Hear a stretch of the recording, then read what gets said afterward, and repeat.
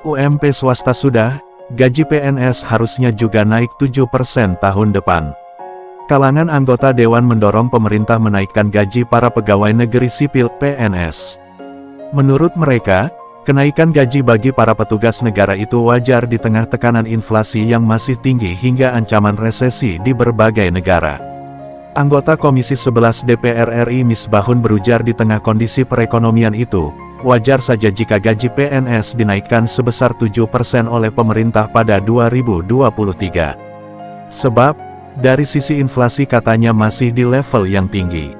Hingga November tahun 2022, inflasi di Indonesia masih sebesar 5,42% year on year. Kalau ASN, aparatur sipil negara, dinaikkan 7% menurut saya sangat wajar.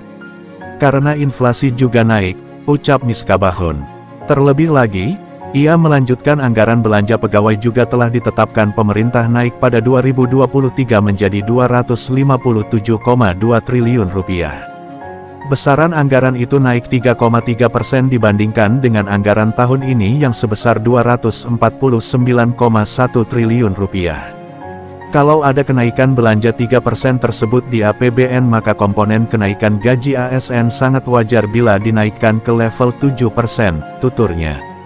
Hal senada diutarakan anggota Komisi 2 DPR RI Guspardi Gaus.